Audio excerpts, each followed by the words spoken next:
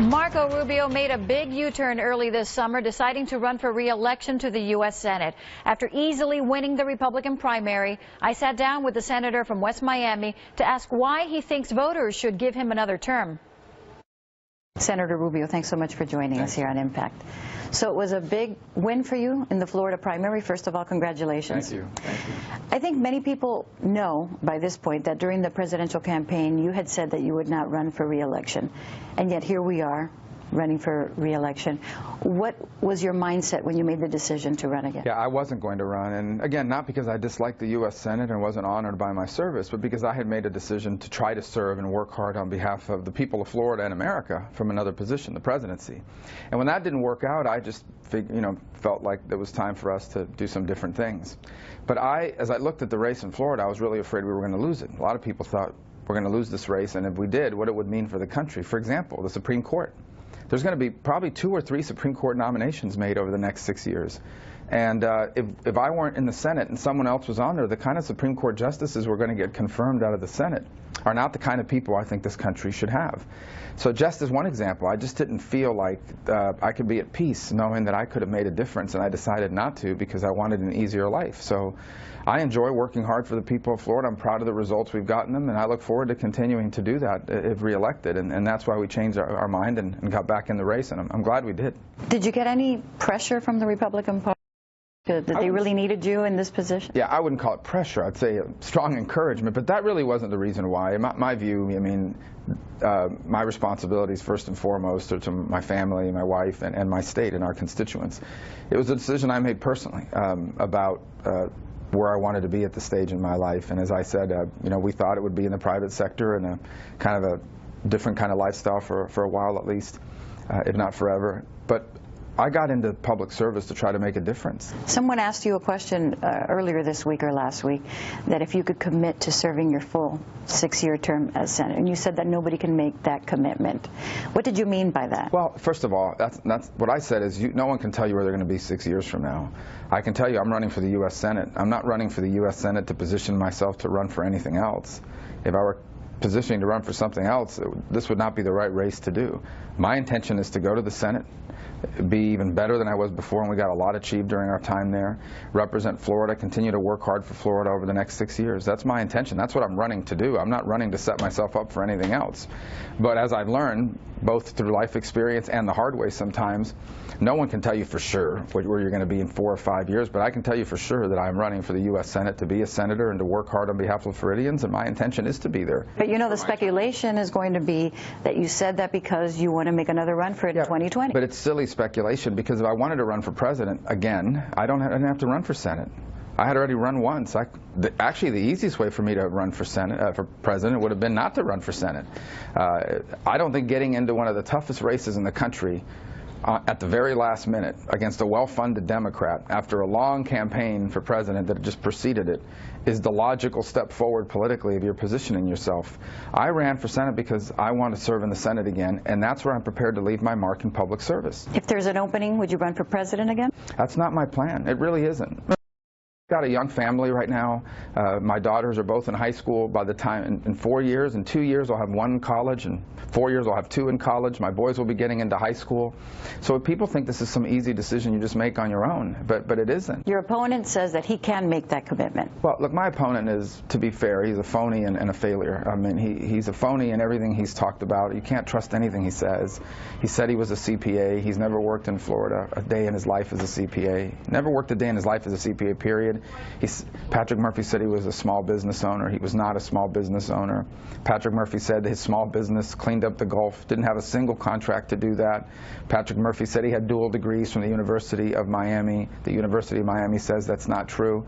So it's just time and again. I mean, he lies about things, and of course, he continues to look for any angle he can for people not to focus on that. And he's also a failure. He was rated the most ineffective member of Congress, one of the most ineffective members of Congress. And this man is not a theory. He has served in Congress for 4 years, and he's done nothing. And now he wants to go to the Senate, because he thinks it's a cooler job. So I look forward to exposing that, but already we're seeing him doing things like ducking debates. He has a history of that. In every campaign Patrick Murphy's ever run, he comes up with excuses why he can't do debates or more debates. Ultimately, it's because quite frankly, I think he's just afraid to have to answer fundamental questions. Why have you lied about your background and made things up to make yourself bigger than you really are? And what have you done for the last 4 years in Congress? I can tell you what I've done. What has he done? He's going to have trouble answering that. So you'll have to judge everything he says through that criteria. You talk about exposing him, and of course, a good avenue for that would be those debates. And you have said you want several debates. Where does that stand? Well, we did 6 debates in 2010, and so that's why I said 6 debates now. He's committed to one at the end of the election, October 26th, because he knows a lot of people have voted by then. You know, in Florida, the early voting period, the absentee ballots, and so he may try to cancel that one. I mean, this guy doesn't want to debate. Where it stands is I've committed to 6. We've begun to commit to different debates. He has said, oh, he's made up another excuse. You know, oh, I'm not going to unless he. I forgot what he said now is the rationale. But he's. Patrick Murphy's afraid. I mean, he doesn't want to go on television for an hour and a half and have to answer questions about the fact that he's not achieved anything in life. I mean, he said yesterday again he's going to be only the 2nd CPA in American history to serve in the U.S. Senate. He has never worked a day in his life as a CPA. And in a debate forum, you're not going to be able to get away with that. You're going to be asked and pressed on it. He doesn't want to be in that position. And he doesn't want to be in a position to answer the fundamental question, what have you done for 4 years? What is your biggest achievement? He can't answer those questions. And so he's going to try to avoid them at all costs. But you know, voters will see through that. He has received the endorsement of the president. Do you think that's going to make a difference in this campaign? Of course he has. He's a Democrat, and the president endorses Democrats. And that's the other thing he's a phony about. Patrick Murphy tries to portray himself as some sort of centrist. He's a liberal. I mean, if you look at his voting record, Patrick Murphy supports the president's deal with Iran. You know, there's going to be a vote in Congress here in a couple weeks to nullify or to prevent the sort of thing we saw with $400 million of American taxpayer money going for American money, you know, being transferred to the Iranians as ransom for hostages. I hope Patrick Murphy will vote to make sure something like that never happens again. We'll see. But he's a strong supporter of the Iran deal. Patrick Murphy wants to close Guantanamo and bring all those terrorists back to America. On issue, you know, Patrick Murphy's voted to cut Medicare, to fund Obamacare. So he's a very loyal supporter of the president's liberal agenda, and of course the president's going to support him. You have been very vocal about Zika. Where does that stand right now?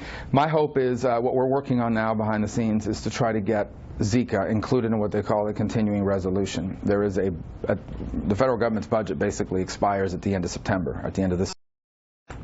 And so Congress must either pass a new budget or it must pass what's called a continuing resolution, which is a law that just basically authorizes us to keep the government open. And as part of that, which I think is the direction that we're going to have to go because the Democrats are blocking us from doing a budget, as part of that continuing resolution, as part of that extension budget, I want to see the Zika money in there, at least the $1.1 billion that we passed in a bipartisan way in the House, in the Senate. And so that's what I've been working with our leadership on, and hopefully we can achieve that here over the next week. The balance of power right now in this seat is going to be very important in this election. There's going to be a lot of pressure on both sides. How important is it for you, obviously, to win this seat again, but also for the Republicans in the Senate? Well, it's not just for the Republicans, it's for America. Under our system, our Constitution, the Senate's always been a check and balance on the executive and on the overreach of the executive branch. I think in this election that's more important than ever. I mean, think about it this way. No matter who wins the presidency, don't we want to have a Senate that will act as a check and balance on excesses and bad ideas? I'm the only one running for the U.S. Senate that will do that. I'm the only one running for U.S. Senate in Florida that will act as a check and balance on the next president of the United States, even if that president is from my own party. You mentioned Hillary Clinton, so let's talk a little bit about presidential politics and, of course, Donald Trump. He has said that he cannot win Florida. He told me this on my show, that he cannot win Florida without you. Do you plan on campaigning with him?